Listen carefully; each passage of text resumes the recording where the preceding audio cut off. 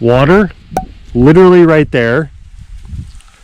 Bed. In a few minutes, I'm gonna head out and go scout some public land, and I'm searching for the bed of a massive buck that I'm assuming is probably around 5.5 this year, because 2 years ago he was really big, which would have meant he's probably around 3.5. I made a video a couple years ago when I went spring scouting. I'll put the video link up here. You can watch that one when you're done with this current video, and the thumbnail looks like this. I found his early season bed, but I never found his bed that he uses after that, or beds, I guess you could say. So I'm not going to go hunting necessarily today. I'm just going to be scouting. He's got massive rubs. He puts down a ton of sign, which means there's other bucks most likely in the area as well, but he's definitely the dominant buck. So with that being said, I'm going to show you what I do, the process I go through to finding buck beds. Stay tuned. So here's one of those rubs I was talking about, and it's just so tall. This isn't even the tallest one, but you can just see kind of damage he's doing. It's really tall up here. Last year it was a huge buck, so imagine this year it's even bigger. Those are waist high rubs, and there are ones further down where there's tine marks like way up here. Not joking. The swamp is back there with all this bedding. It's thicker than thick, but it turns into like this tall grassy bedding. That's where I'm going to walk through and getting as close as I can to the bedding area. So I often talk about edge in my videos. Thick bedding back there, swamp grass, that kind of thing. Got a big trail here, as you can see. And this buck is leaving sign here all over. He's got this tree rubbed up right there. And then he's doing the same thing to this tree, as you can see.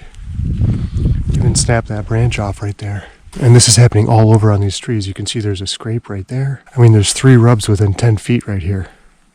1, 2, 3, and a scrape. Got droppings here. Those are old. These droppings are fresh. You've got a trail there.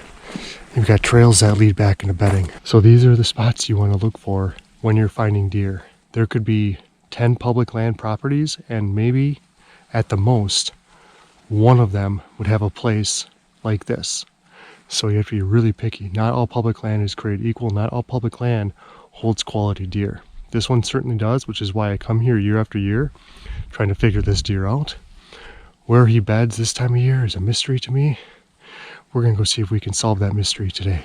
Got more marks here, as you can see. Here. Tine marks all the way up there. He's rubbing one of these trees and his tines are hitting the extra parts all along this edge. There and there. Like trees all over. All over, just marked up in here. Bedding's back that way. And there's tons of does that bed back in there. And that buck just runs this line right here, this transition. Scent checking for does in a north wind. More and more rubs. Right there.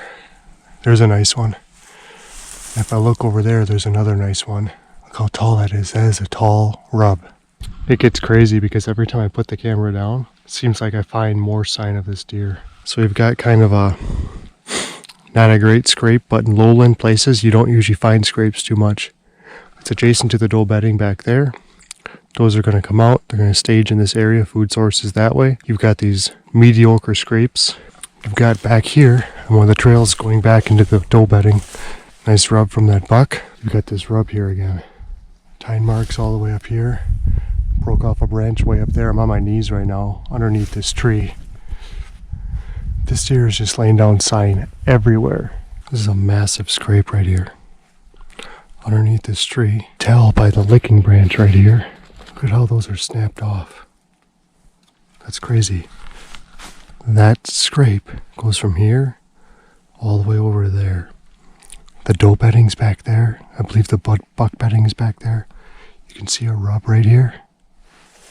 And then this is the cool part to me. Look at these tine marks.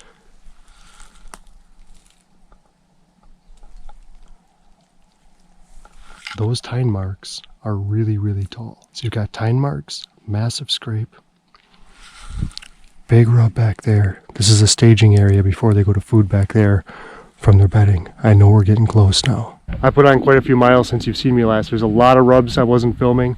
The last time I saw you was by that really big scrape, and I went all the way around and made kind of pretty big loop. I was basically following his rub lines And whenever his rub would stop and I couldn't see any like 30 feet in front of me, I would stop and go left or right, because that means he probably turned in his normal route.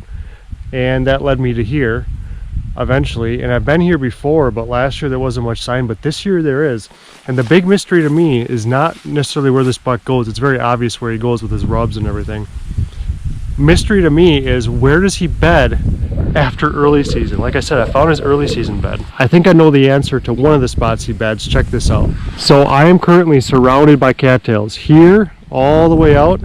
I'm on this point right now that narrows that way. Got cattails all the way over here as well, and this point continues back to the mainland back there. But essentially, he's going to come out this way. Now, food sources over there, the doe bedding's over there, all that stuff that we saw before, that massive rub line we saw, those tamarack trees, those are all over there.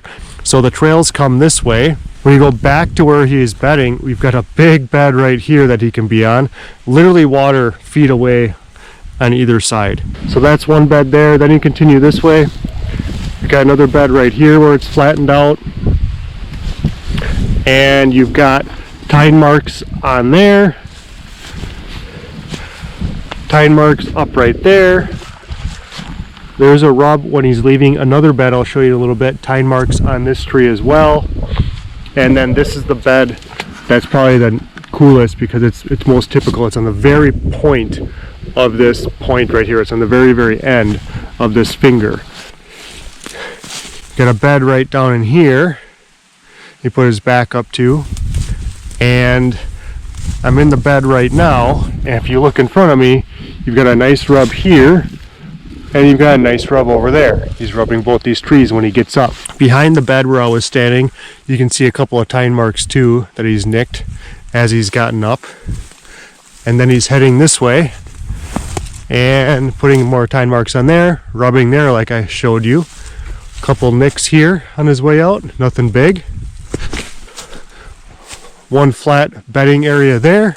Now because I'm on this point, he's not going right, he's not going left. He's using this point as his trail, which is obvious. And then right here is his other rub that I've seen, and I'm sure there's many more that way. I kind of skirted around this point to get to this point. So you know what else is kind of cool? So we found this bed here. Makes a lot of sense. So you've got the rubs over there.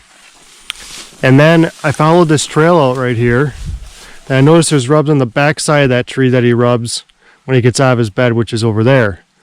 Now, I'm on a trail here. There's another little surprise here. So I walked maybe 7 or 8 feet, and I found a bed right here, which is really interesting to me, because you would think that'd be in the water, but it's actually in this dry grassy stuff. The cattails are right there. Look how close this is. Water, literally right there. Bed. What is that? 3 feet? Not even. It's just high enough, and it offers such good security cover. So it just goes to show they don't always have one bed.